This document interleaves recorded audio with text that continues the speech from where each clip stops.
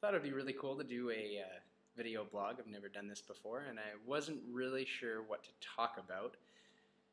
And the fact that I'm in Thailand and I haven't really been able to discuss a lot of playoff action with many people here, I figured I would talk about that. So I've titled this segment, Adam's Smile Happy Time Choice Picks NHL Playoffs 2010.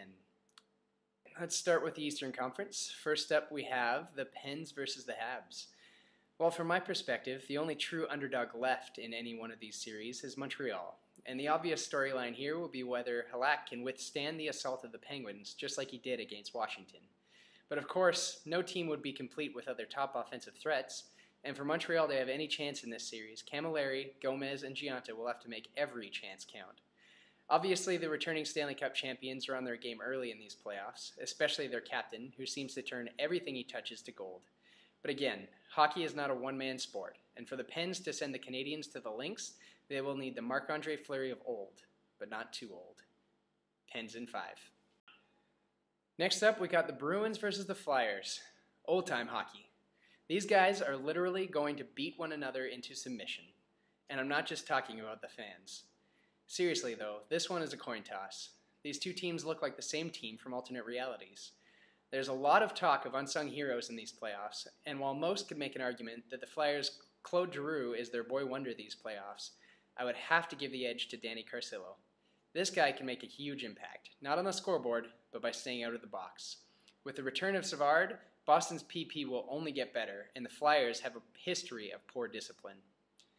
I think the biggest difference in this series is that the Flyers have lost two of the best snipers in the game, while Boston is getting back their offensive leader.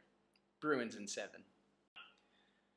Moving on to the Western Conference, we got the Sharks versus the Wings. One word, epic.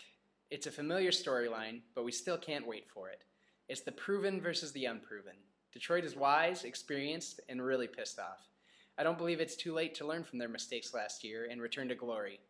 Obviously, like every team in the playoffs, they can only go as far as their goaltending takes them, and there is no reason to believe that a rookie goalie can't carry the load.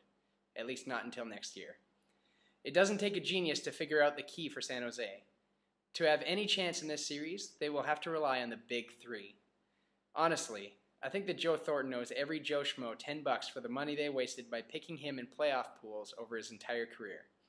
If these guys don't show up this time, I wouldn't expect anyone to go looking for them. Detroit in 6.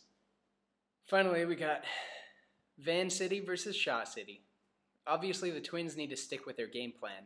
But more importantly than that, I believe the second line needs to be better than they were in the first round if they have any chance of outscoring the Hawks. And besides Kane's right hook, the physical matchup looks about even. Chicago doesn't have much to worry about beyond their goaltending. For me, this series is simple.